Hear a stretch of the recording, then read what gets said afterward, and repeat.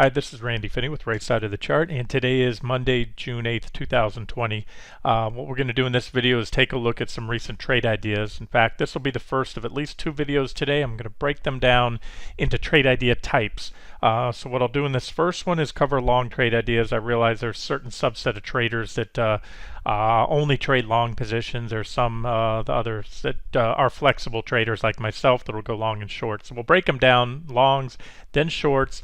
I do the videos because I can go through and cover a lot more charts, especially on multiple time frames in a much shorter time than it takes me to put up the homepage post, capture the screenshots, add all the annotations, compose the post. So I'm going to get this out to you guys, and again, we're just going to focus here on some recently highlighted trade ideas, and again, I wouldn't do this if they didn't still have potential in these. So we're going to start out. Let me show you how to find really trade ideas on the site. The official trade ideas have been very light lately. A lot have been stopped out because we had quite a bit of short trades lately, and that just happens. Earlier this year we were batting near 1,000, and lately it's been a lot of swing and misses. My views on the broad market have not changed. My longer term outlook, I'll go over that in a separate update today. We still have a lot of the divergences and key uptrend lines on many sectors and individual stocks that they're still above trend, so we don't have the sell signals yet. And then Friday was Friday. I'll talk on that later. Let's stay on topic here. So what you want to do here is if you go to Trade Ideas, where I'm hovering on the main menu of the site, and you go down here to Unofficial Trade Ideas, you can sort them by long or shorts, but a lot of the unofficial trade ideas, I'm going to click on this one right here. A lot of those are covered with longs and shorts together, so I'll just categorize that post as unofficial trade ideas. And you can see when you look down below, here's all your symbol tags. So if you wanted to click on a particular symbol like MBII, you click on that and it'll load all posts. Here, we'll go ahead and do it. Let me just click on it now, and then it'll load all posts on the home page that have covered that stock in the past, and it goes back for years. It's a stock like many on here have traded on and off over the years. So let's just go back to the trade ideas, and I'll show you what we're going to focus on today and in this video and the next. So just going back about a week or so, let's just go back that far. I'll hit the agricultural commodities. Those were mostly, or all longs, I should say. I'll cover those in a separate video because those are kind of their own, and call it it's not really a sector technically speaking, but they're that subsector. It's a type of asset, commodities, and those are ag commodities. So I'll cover those in a separate video. Gold, silver, the dollar, I like to cover in another video, and I already gave you an update on crude oil today because lately my theme has been, even though crude's not related to gold, it is a dollar sensitive asset. So I've been posting frequent analysis on those, showing you some setups on silver, gold, and crude, short setups primarily, and today a kick back to resistance, but we're going to go over individual stocks. So this goes back to Friday before last, and in that I covered a few of these right here as long trade ideas, and I want to update those. Let's see here. Have those in. Well, let's pull the post. Let's go from there. Okay. This is Swing Trade Ideas, May 29th, and you can see I covered them in this order. It started out with analysis of the semiconductor sector and the FANG stocks, and then I rolled into the individual stock setup. So that's what we're going to do here, and start out with a couple of those long trade ideas. Okay, and the very first of those covered was WBA. That's Walgreens Boots Alliance, the pharmacy, and everything else that they own. Beautiful looking chart. Well, nice divergence, a strong divergence. Again, covered in that video, so I'm not going to spend too much time going over the basis for those trades, but again, the point of this is to do an update and see how those look going forward. So that was then, this is now. WBA has rallied. It went on to make a breakout and a back test, and it's been moving higher since. Nothing but green candles actually since the day of the video. That was back here, right there, and so you can see it's just been consistently moving higher since, up about 15.5% so far. I should add another level here. Some of these I didn't give targets, and so let me do that for you now. You can see we have some reactions back here, and this is, again, if you're in this one, looking to, where do you expect the first reaction? I'd say it's right about here. You have some minor reaction highs there and all that, but about 49.50 give or take. And how you trade it, it's up to you. It's coming off a divergent low on the daily chart. Has a nice dividend yield. You might buy it as a growth and income investment where you tuck it away. But again, so far so good. I really can't knock it. I don't have any significant resistance, and that is the first level where I would expect a decent reaction. In other words, if you want to book quick profits, especially if it got there soon. If it were to get there soon, you're talking, since it was highlighted just over a week ago, 20% gain. If it got there quickly, it's going to be pretty overbought, and I would, think it's a good idea to book profits there, and then recycle back in on a pullback if you're holding out for additional gains. And at the very least, if you want to just let it run, tighten stops up to protect profits. All right, so that's WBA. Let's see what the next one. Okay, next one covered in that video was KHC. KHC I've actually been covering for quite a while now. The chart has been setting up for some time with this nice big positive divergences building. Then I'm going to go over some of the shorts that stood out. There. Let me pause that. Didn't mean to do that. Just taking a screenshot from that video. We were here at that first target there about, after the breakout. You had the breakout back test. We went up to the 29.89 level, went a little bit above it with that next target up there at 33.61. And that target was hit today. That's why I wanted to, again, do this video, point these out.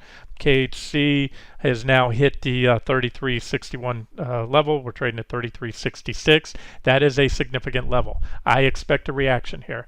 I personally sold this stock today. I plan to buy it back if I like what I see on a pullback, but I do not think it's going to go through here without a reaction. So it's long-term chart. Everything I went over in the weekly chart and the video is constructive, but again, at best I see at least a pullback and some consolidation. At worst, maybe that's the end of the run, or maybe we come back here and back test. So again, being that it's up, since the breakout, again, this one's been highlighted for a while, about 17-18%, and very significant resistance. I mean, the point of this resistance, it's not only a massive gap right there, number one. I mean, technically the gap goes to right here, but what I put a much higher weighting on it are numerous reactions at this level since that gap was formed that has capped every advance on the stock. Now, it broke out recently, so it may ultimately go on to backfill the gap.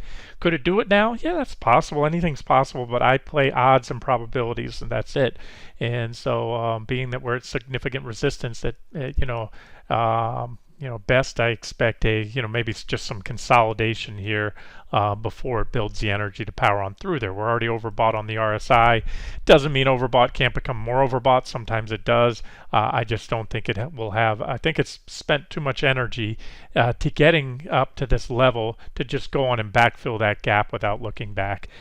So that's my thoughts on KHC. And again, at the very least, good time to raise stops to protect profits.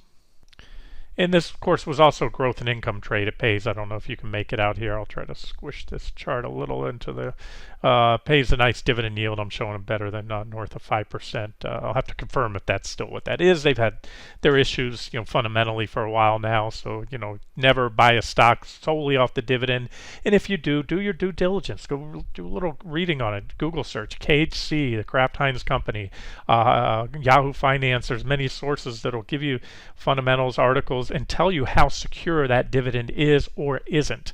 They call it a dividend trap. People go chase yields on stocks that have been beat down because they're yielding so much because they've maintained their dividend, but all of a sudden they cut it. And if they cut that dividend 50% or more, or sometimes even eliminate the dividend, the bottom can fall out of the stock, especially if it's not already priced into the stock. So just kind of a little FYI on doing your due diligence, especially when one stock is yielding a lot higher than the average yielding the S&P 500. There's usually something there that is causing such a high yield. Nobody pays you any more than they have to. Think about your bank. Are they going to pay you 5% on a CD or money market right now when everyone else is paying you a 0.25% or 0.5%? No. Barring a short promotional rate or whatever, a little gimmick rate to get money in, and of course they're not even going to pay you that much.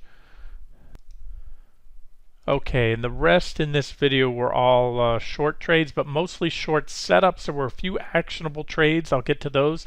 Some are even profitable going against the grain. So you're going to see a little more this week is a little more focus on these individual trade ideas, which are doing much, much better. Both longs outperforming the market to the upside, and even short trades, which are profitable in a rising tape and a strong tape, and that says a lot. And that's why I want to talk on these. Even if you're not a big time, a very active, or aggressive short seller, you might want to take a look at some of these when I do that video, because it shows you if some stocks are falling in this market recently, then there's really something wrong with them.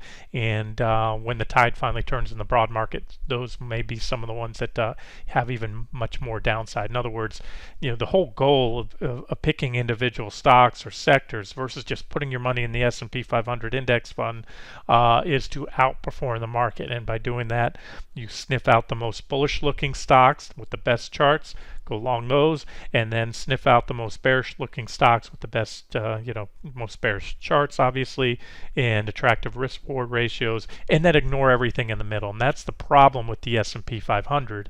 And most people don't realize this. I mean, if you think about it, you do.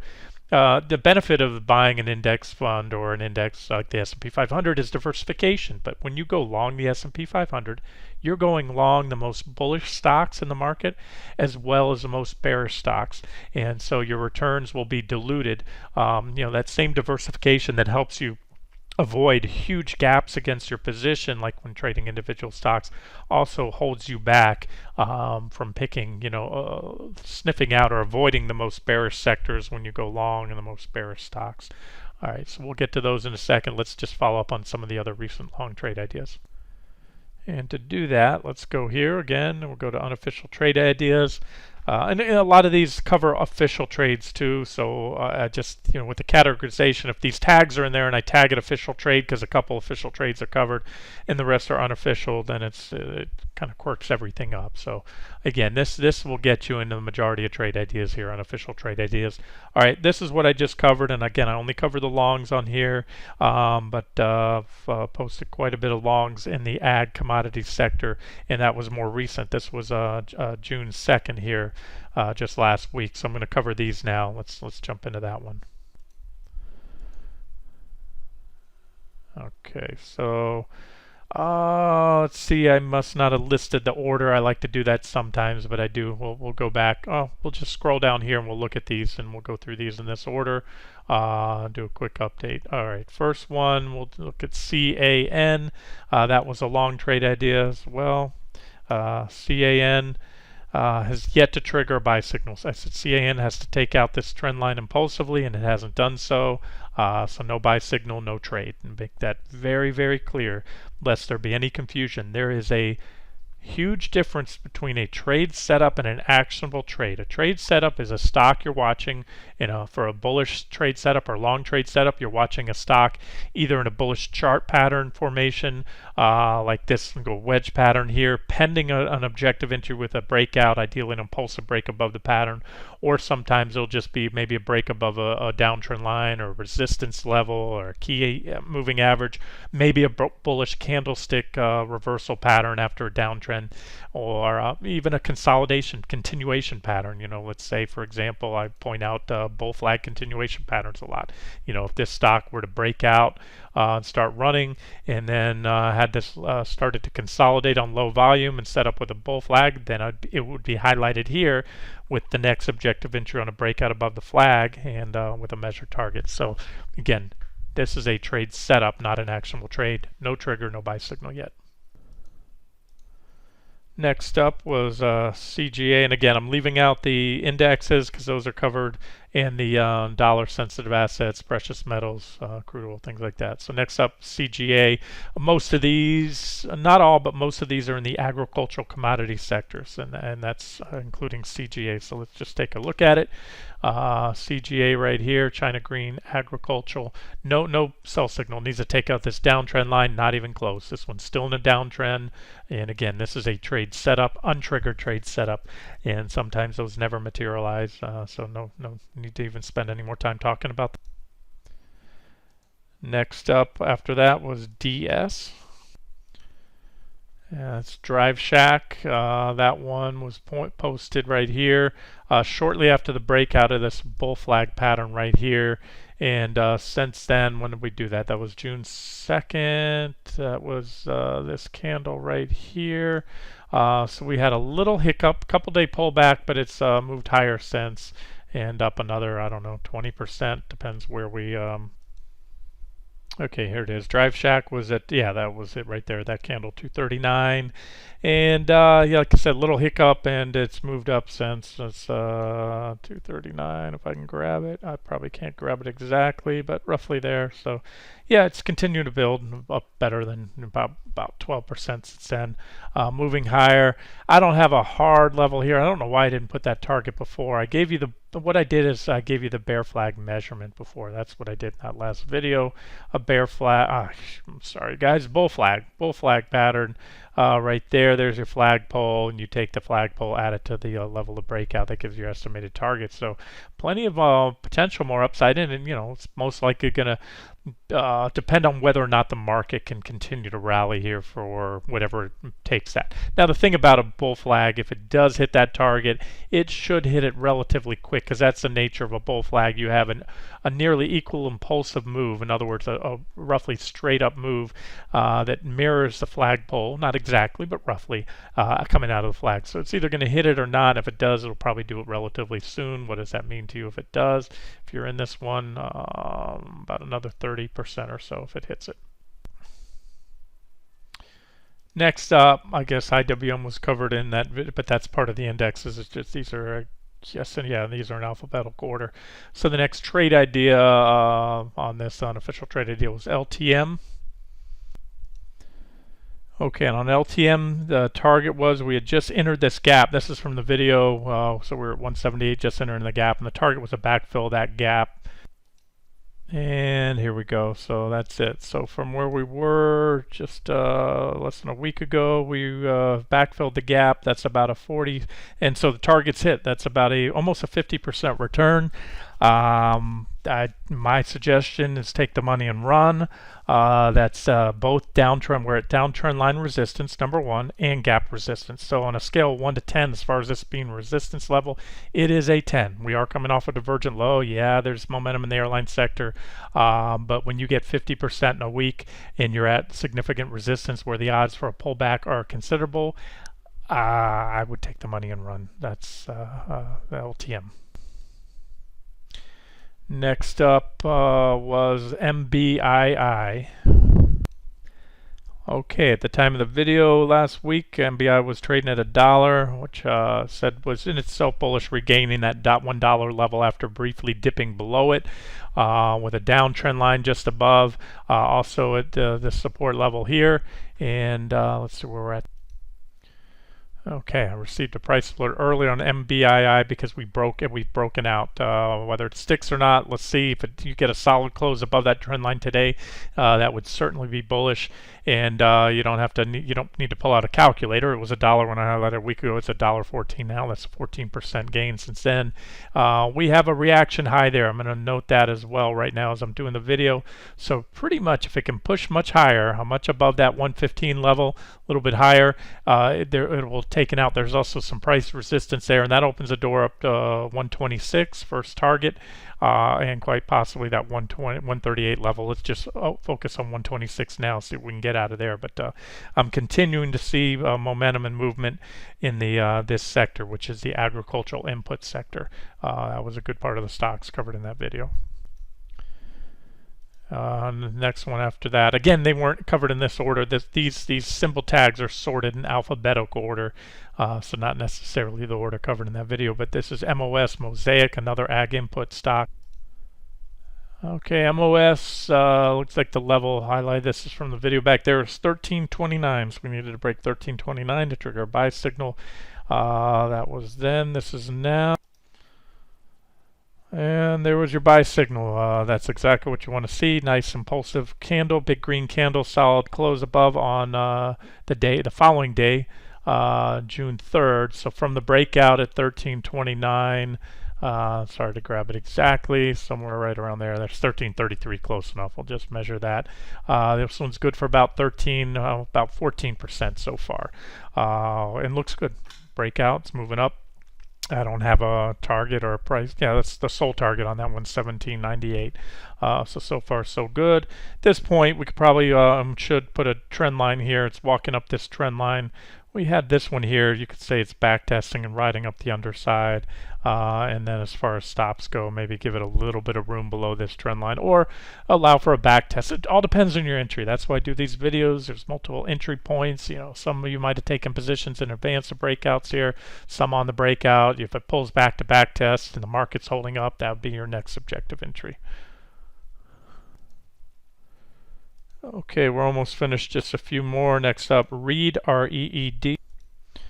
Okay, Reed I already followed up on recently. At the time of the video, which is in this screenshot here, we were at 84 cents. We had just broken out above this downtrend line with a big green impulsive candle.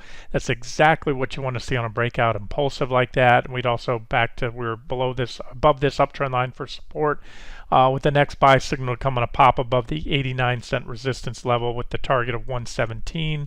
That was again last week, and I followed up the following day. We hit the first target. You can see we took out the 89-cent level, and it wasn't a gap, runaway. There was still an objective entry to be made there, just above 89. And well, there's 90. Let's say you bought it at 90. I won't even play the game to the high. Pointed out 117, saying that's where I'd recommend taking profits. We're still there. This is what I call reaction. Reaction I define as either a consolidation and or a pullback off a level, or if it's a bounce to pull back to support a bounce. And so we've so far had a reaction. It was good for a quick 1 day 30% gain, and again I already suggested taking profits there if you got that. Now at this point, here's what's going on. So let's say you did take profits there, you got the 30%, got out. This is a reaction. We hit it, went above it on a momentum field overshoot, closed right on it, like I pointed out that day. Had another day, tried to get above it, closed right about on it again. Had a third day, we pulled back, closed right on it again. I mean, you can't make this stuff up. These are that's the bottom of the red candle, the fat body, that's the close there.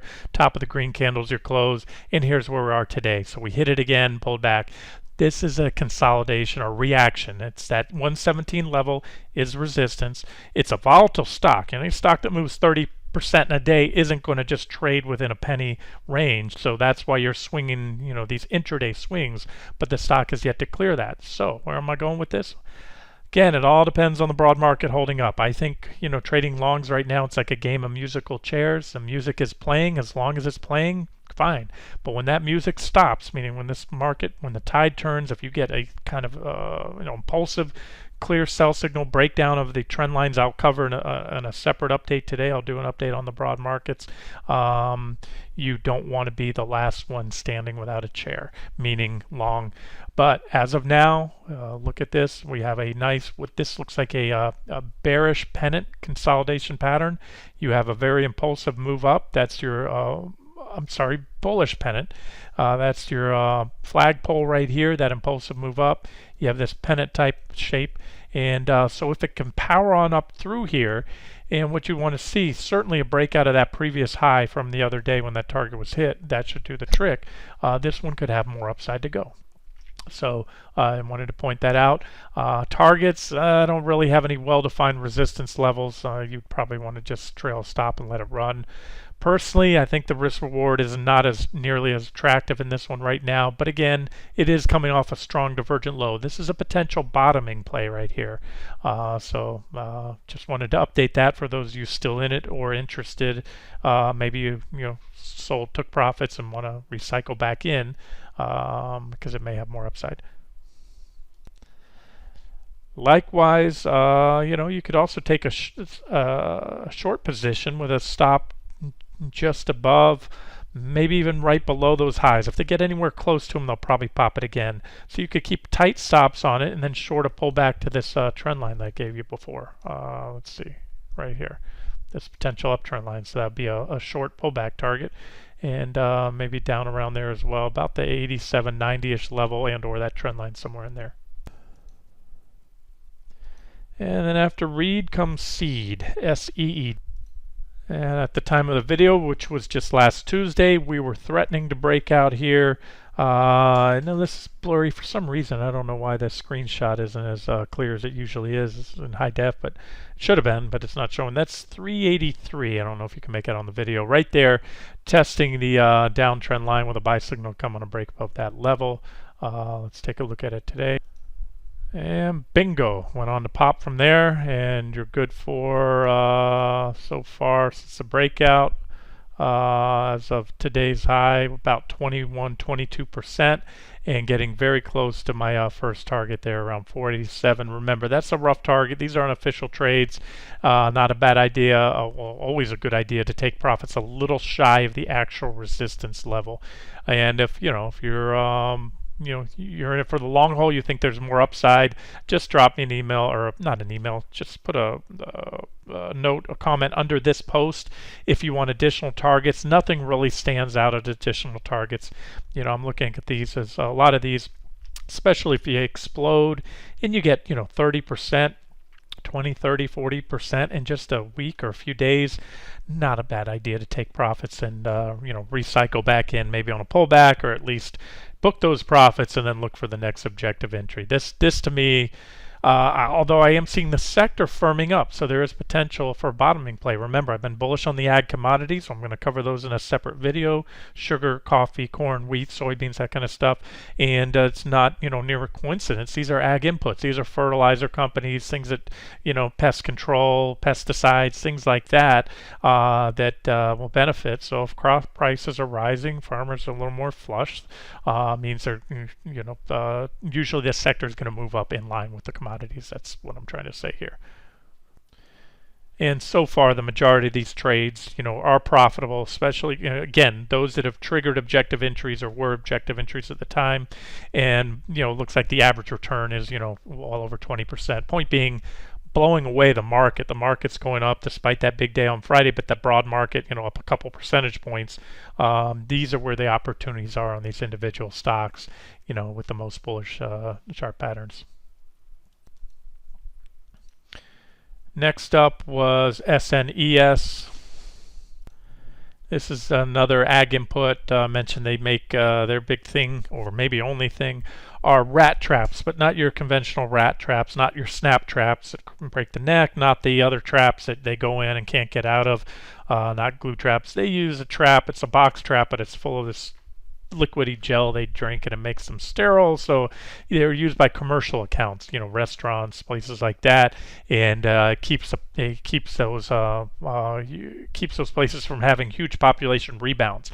If you've got a couple dozen rats around your restaurant, you can kill all but 3 of them, and their reproduction rate's so fast, the population rate can explode in a matter of weeks. So that's what they use for. So again, I like the chart. Beautiful looking chart to me. Let's take a look at it now. It was at 204 back then, but it yet to trigger a breakout, and it's close today. Last I looked, flirting with that level. Here it is right here. Made a perfect tag. Not random coincidence. We hit that trend line and pulled back. So that's it. It's testing, checking the trend line. Still pending a breakout. In fact, I had an alert trigger today on it, but we didn't take the trend line out. I just have it when it touches that trend line. So I think the alert's still intact. I'm going to set it there again. So one that I like, but untriggered. I can't be clear enough about that. No buy signal yet, but nice looking chart. And as long as we continue to see momentum in the ag input sector, that should be a tailwind for this one here. And last but not least, remember I'm skipping over the indexes. I'll cover those separately. Those were just covered at the beginning of the video, not really as trade ideas, more so as just index updates. And that's the last one is YTEN. Okay, YTEN was testing downtrend line resistance during the video with an uptrend line below, so really pinched between the two, and that forms a symmetrical triangle. This pattern and this uptrend line and this downtrend line here. No change on that one. Still doing that. It was. certainly respecting the downtrend line. So we have numerous reactions since the day of the video last Tuesday, which helps to validate the trend line. Bullish if it can break above, bearish if it breaks below. I'm going to wrap it up here. Those are some of the recent longs, again excluding the individual commodities, individual sectors, indexes, anything like that. And I'm going to get to the short trade ideas because a lot of those still look very good, and from risk reward perspectives are very compelling. And at the end of the day, I like to mix things up. I diversify among individual stocks, sectors, asset types such as commodities, bonds, and almost at all points in time, not all, but most points in time, I'll have a mix of both long and short trades, and sometimes more long, sometimes more shorts. And again, it helps to diversify and balance out risk. And there are always longs that will make money in a bear trend and a bear market in the stock market, and there are always short trades that will flourish and profit when the stock market is going higher. So the key is to kind of sniff those out. Lean towards sectors that are more obscure, fly under the radar. That's like these ag input stocks. A lot of those are not top components of the S&P 500. So let's wrap it up here, and then I'll follow up with the other trade idea. Excuse me. Frog in my throat. I'll follow up with the other trade ideas, shorts, do an update on the market today. Those might be screenshots. I'll try to get as many individual charts as I can get out to you. I'll try to do that.